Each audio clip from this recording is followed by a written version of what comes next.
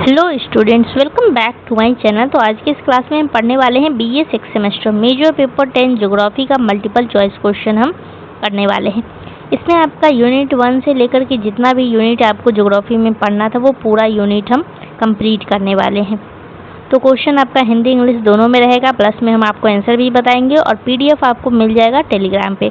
तो जो भी स्टूडेंट टेलीग्राम पे ज्वाइन नहीं हुए हैं वो प्लीज़ आप जा कर के वहाँ पर ज्वाइन हो जाइए, क्योंकि वहाँ पे क्लास टाइम बता दिया जाता है कि कब कौन सा क्लास होगा। तो वहाँ से आपको पता चल जाएगा कि आपके सब्जेक्ट का क्लास कब होने वाला है। तो इसका भी हम कल अपडेट कर दिए थे कि आज क्लास होगा। तो जो स्टूडेंट नहीं जुड़े हैं कमेंट में पूछते वो वहाँ पर जाकर के ज्वाइन हो जाएंगे तो आपको PDF भी मिल जाएगा। बाकी जिनको नहीं आता है टेलीग्राम ज्वाइन करना कि कैसे किया जाता है तो वो यूट्यूब पर से देख करके सीख करके ज्वाइन हो सकते हैं। और अपने दोस्तों के साथ भी थोड़ा शेयर कर देना है, उनकी मदद कर देना है टेलीग्राम ओपन करने में, ज्वाइन होने में, ताकि उनको PDF मिल पाए। तो चलिए हम क्लास को शुरू करते हैं। तो सबसे पहला सवाल जो पूछा गया है आपसे, भूगोल व विज्ञान है जो पृथ्वी को मानव समाज का गृह मान करके व्यवहार करता है, ये विचार किसका था? तो ये विचार किसका था? तो सही आंसर हो जाएगा आपका ऑप्शन नंबर A। अब अगला सवाल है, भूगोल वह विज्ञान है जिसमें पृथ्वी के उस भाग का अध्ययन किया जाता है जो मानव का है, तो ये विचार किसका था? तो ये विचार था इनका, इमैनुअल कांट।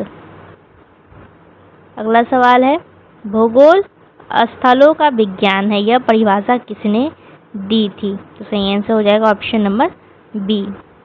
तो चैप्टर फर्स्ट में बस इतना ही ऑब्जेक्टिव था। अब हम बढ़ते हैं चैप्टर 2 की तरफ। भूगोल हमें पृथ्वी एवं जल पर निवास करने वालों का बोध कराता है, ये विचार किसका है? तो सही आंसर हो जाएगा ऑप्शन नंबर A। अगला सवाल, निम्नलिखित में से किसने ऐतिहासिक भूगोल पर अध्ययन किया है? तो सही आंसर हो जाएगा ऑप्शन नंबर B। अगला सवाल, भूगोल को संबंधों का अध्ययन किसने माना? Who considered geography as the study of relationship? तो सही आंसर हो जाएगा ऑप्शन नंबर C। यहाँ पे आंसर भी लिख दिया गया है, आप यहाँ से मैच भी कर सकते हैं। अगला क्वेश्चन, ओडेसी एवं इलियड नामक ग्रंथ किसने लिखा? तो ये आपका सही आंसर हो जाएगा ऑप्शन नंबर A, इनके द्वारा लिखा गया था। अगला सवाल पूछा गया है कि होमर ने पृथ्वी के चारों कोनों पर 4 स्वर्गों की कल्पना की। उन्होंने 4 पवनों का वर्णन किया और पवन तथा दिशा से संबंधित गलत जोड़ा बताइए। तो यहाँ पे सोमर लिखा गया है, लेकिन यहाँ पे सोमर नहीं होगा, होमर होगा। जो सवाल हम रीड कर रहे हैं उसको आपको ध्यान से सुनना है। यहाँ पे मिस्टेक लिखा हुआ होगा, तो यहाँ पे इंग्लिश में जो लिखा गया है उसको आपको मैच कर लेना है, ताकि आपको इस पता चल जाए कि क्वेश्चन एग्जैक्ट है क्या। तो क्वेश्चन नंबर 2 का आंसर हो जाएगा option number B। Question number 3 पूछा गया है, थेल्स कहाँ का निवासी था? तो सही आंसर हो जाएगा ऑप्शन नंबर D। अगला सवाल, पृथ्वी की उत्पत्ति अदृश्य पदार्थ से मानने वाले विद्वान थे। तो इसका सही आंसर हो जाएगा आपका ऑप्शन नंबर C। अगला सवाल है, एक मिनट, अनैक्जिमेंडर में पृथ्वी की परिधि की 18 गुनी दूरी पर चंद्रमा तथा कितनी गुनी दूरी पर सूर्य स्थित माना? तो सही आंसर हो जाएगा ऑप्शन नंबर D। अगला सवाल है कि निम्नलिखित में से किस विद्वान ने माना कि पृथ्वी अस्थिर है तथा ब्रह्मांड के केंद्र में स्थित है? तो इसका सही आंसर हो जाएगा आपका ऑप्शन नंबर C। ये इन दोनों में कंफ्यूजन है, तो आपको इसको एक बार चेक कर लेना है। तो इसका आंसर C ही माना जाएगा, सही आंसर C हो जाएगा। अगला सवाल है कि निम्नलिखित विद्वान तथा उनकी कृतियों से संबंधित गलत जोड़ा बताइए। तो सही आंसर हो जाएगा ऑप्शन नंबर C। अगला सवाल है, the ancient Greek name for the Danube river was. Danube नदी का ग्रीक कालीन नाम था, तो ग्रीक कालीन नाम क्या था? तो वो नाम था आपका ईस्टर। ऑप्शन नंबर ए। निम्नलिखित में से किस विद्वान ने प्रथम बार विश्व को एशिया, लीबिया तथा यूरोप आदि खंडों में विभाजित किया? Which of the following scholar first divided the world into continent of Asia, Libya and Europe? सही आंसर हो जाएगा ऑप्शन नंबर डी। अगला सवाल है, Herodotus use the term Erythraean sea for which ocean? Herodotus ने इरेथियन सागर किस महासागर के लिए प्रयुक्त किया था? तो वो है आपका हिंद महासागर, इंडियन ओशियन। अगला सवाल पूछा गया है, स्ट्रैबो का भौगोलिक विश्वकोश कितनी पुस्तकों के रूप में था? सही आंसर हो जाएगा ऑप्शन नंबर बी 17। अगला सवाल है कि निम्नलिखित में से कौन रोमन भूगोलवेत्ता नहीं है? एक मिनट। सही आंसर हो जाएगा आपका इसका ऑप्शन नंबर डी, एरिस्टोटल, अरस्तु। अगला सवाल है, स्ट्रैबो ने अपने भौगोलिक विश्वकोश में 11वें खंड में एशिया का वर्णन किया। इसमें यूक्सीन किस सागर के लिए प्रयोग किया? तो इसका भी सही आंसर हो जाएगा option number A, Black Sea. ब्रह्मांड विज्ञान किसकी कृति है? Cosmology. Whose work is cosmology?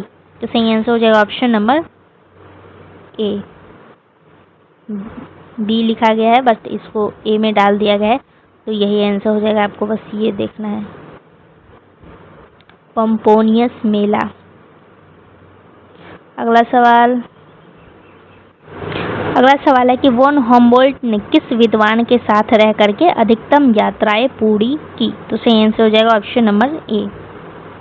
अगला सवाल है कि वॉन हम्बोल्ट का सुविख्यात ग्रंथ था? सुविख्यात ग्रंथ, तो सही आंसर हो जाएगा ऑप्शन नंबर डी, कॉस्मोस। अगला सवाल, सामान्य भूगोल के लिए भौतिक भूगोल कौन प्रयुक्त करता था? तो सही आंसर हो जाएगा आपका ऑप्शन नंबर बी, ये वाला वॉन हम्बोल्ट, यानी ऑप्शन नंबर सी। भूमंडल पर सर्वत्र प्रकृति की संपूर्णता का प्रतिबिंब व्याप्त है, यह कथन किसका है? तो सही आंसर हो जाएगा ऑप्शन नंबर बी, यानी स। अगला सवाल है, भूगोल का पूर्ण विज्ञान है जिसमें पृथ्वी के सभी पहलुओं का अध्ययन सम्मिलित है, ये कथन किसका है? सही आंसर हो जाएगा option number A, Carl Ritter का। अगला सवाल है कि किसी क्षेत्र की भू रचना जलवायु, पौधा, जंतुओं एवं मनुष्य के अंतर संबंध मानने वाला विद्वान था? सही आंसर हो जाएगा option number B, Carl Ritter. अगला सवाल, कार्ल रीटर ने लंडेरकुंडे शब्द का प्रयोग किस अध्ययन के लिए किया? तो सही आंसर हो जाएगा option number B, provincial study. Friedrich Ratzel ने राज्य के अंगवादी सिद्धांत का विकास किस ग्रंथ में किया? सही आंसर हो जाएगा ऑप्शन नंबर ए, पॉलिटिकल ज्योग्राफी में। अगला सवाल है कि मेरा अध्ययन तथ्यों पर आधारित है, दार्शनिक पर नहीं। कार्ल रीटर के ये विचार किस विचारधारा से संबंधित है? तो सही आंसर हो जाएगा ऑप्शन नंबर सी। हम्बोल्ट ने मध्य एशिया नामक ग्रंथ कितने खंड में लिखा? कितने खंड में लिखा? सही आंसर हो जाएगा 2 खंड में। अगला सवाल है, कार्ल रीटर द्वारा लिखित इकुंडे कितने खंडों में है? यानी कार्ल रीटर इकुंडे कंप्राइजेस हाउ मेनी वॉल्यूम्स? तो सही आंसर हो जाएगा ऑप्शन नंबर सी, 19 वॉल्यूम्स है इसका। अगला सवाल पूछा गया, फ्रांसीसी भूगोल का वास्तविक संस्थापक किसे माना जाता है? Who is considered the real founder of French geography? सही आंसर हो जाएगा ऑप्शन नंबर सी। अगला सवाल है, विडाल डी ला ब्लॉश ने भूगोल की 6 संकल्पनाओं का प्रतिपादन किया। निम्नलिखित में से संकलगन उनकी नहीं है। सही आंसर हो जाएगा ऑप्शन नंबर सी। अगला सवाल है कि जिन ब्रिन्स ने भूगोल के क्षेत्र को 3 वर्गों एवं कितने आवश्यक तथ्यों में विभाजित किया? सही आंसर हो जाएगा ऑप्शन नंबर डी 6 में। अगला सवाल है, मानव अपनी इच्छा रहित कोई स्वचालित मशीन नहीं है, ये विचार किसका है? सही आंसर हो जाएगा option number B. Geography human डी ला फ्रांस नामक कृति किसकी है? तो सही आंसर हो जाएगा ऑप्शन नंबर ए। अगला सवाल, निम्न में से किस विद्वान ने ज्योग्राफी जनरलिस में भौतिक एवं मानव भूगोल में अंतर स्पष्ट किया है? सही आंसर हो जाएगा option number A. Which of the following scholars clearly distinguish between physical and human geography in Geographia Generalis? सही आंसर ऑप्शन नंबर ए। अगला सवाल है, सामान्य भूगोल नामक पुस्तक के 2 भाग सामान्य भूगोल एवं प्रादेशिक भूगोल किए थे, तो ये पुस्तक किसकी थी? तो ये पुस्तक थी इनकी, ऑप्शन नंबर सी। अब अगला सवाल है, टोटल आपको 10 चैप्टर ही पढ़ना है। और एक बात और कि काफ़ी सवाल आता है कि क्लास लेने में लेट हो रहा है, मैम जल्दी अपलोड कीजिए। तो लेट इसीलिए हो रहा था क्योंकि कंटेंट मतलब आपका जो मटेरियल है, बुक है, वो अवेलेबल नहीं था, इसीलिए लेट हो रहा था। बाकी अब लेट नहीं होगा, अब रेगुलर क्लास चलेगा और सब्जेक्ट का। तो क्वेश्चन पूछा गया है कि निश्चयवाद लिखा गया है, यहाँ पे ये गलत लिखा गया है, निश्चयवाद होगा। निश्चयवाद की विचारधारा को समर्थन देने वाले विद्वानों में निम्नलिखित में से कौन सम्मिलित नहीं है? तो सही आंसर हो जाएगा आपका ऑप्शन नंबर डी। अगला सवाल, मानव भूतल की उपज है, यह कथन किसका है?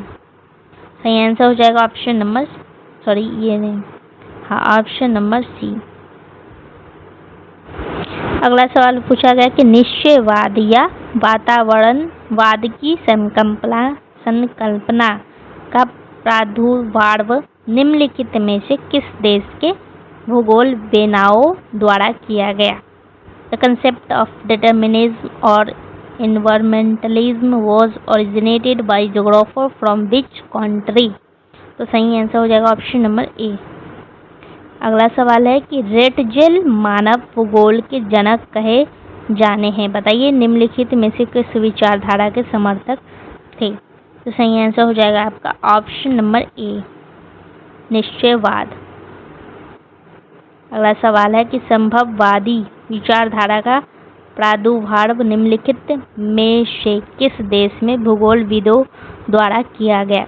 सही आंसर हो जाएगा option number B, France. Which of the following would you not include among supporter of possibilist thought? सही आंसर हो जाएगा ऑप्शन नंबर सी। अगला सवाल, मानव भूगोल में नव निश्चयवाद की विचारधारा के प्रवक्ता निम्नलिखित में से कौन है? तो ये है। अगला सवाल, नव निश्चयवाद के अध्ययन में रुको और जाओ निश्चयवाद वाक्य किसने प्रयोग किया था? तो सही आंसर हो जाएगा आपका ऑप्शन नंबर ए। अगला सवाल पूछा गया कि वान थ्यून ने फसल सघनता मॉडल कब प्रस्तुत किया? क्वेश्चन है कि वान थ्यून ने फसल सघनता मॉडल कब प्रस्तुत किया? इसका सही आंसर हो जाएगा ऑप्शन नंबर ए, 1826 में। अगला सवाल है कि क्रियाशीलता द्वारा विकास या ह्रास से प्रभावित होने वाले तंत्रों से संबंधित तंत्र कहलाता है? तो ये कहलाता है आपका आइसोलेटेड सिस्टम, एकाकी तंत्र। निम्नलिखित में से कौन संरचनात्मक तंत्र के अंतर्गत नहीं है, तो वो है आपका ओपन सिस्टम, ये नहीं है। तो अगला सवाल है कि पुनर्जागरण काल कब से कब तक रहा है, तो ये आपका रहा है ये 13वीं से 17वीं शताब्दी तक। अगला सवाल है ऑस्ट्रेलिया में मानव बसाव के योग्य क्षेत्रों का विवरण किसने किया? इसका सही आंसर हो जाएगा option number A, Griffith Taylor. Rimland सिद्धांत का प्रतिपादन किसने किया? इसका सही आंसर हो जाएगा ऑप्शन नंबर बी, निकोलस जे स्पाइकमैन। तो पूरा ऑब्जेक्टिव जितना भी था आपका मल्टीपल चॉइस क्वेश्चन वो पूरा हो चुका है। आई होप कि ये वीडियो आप सभी के लिए काफ़ी हेल्पफुल रहेगा। अपने दोस्तों के साथ शेयर कर देना है और टेलीग्राम चैनल को ज्वाइन कर लेना है या फिर इंस्टा को भी ज्वाइन कर लेना है। तो चलिए धन्यवाद आप सभी का, यहीं पे क्लास को एंड करते हैं। मिलते हैं सब्जेक्टिव क्वेश्चन में।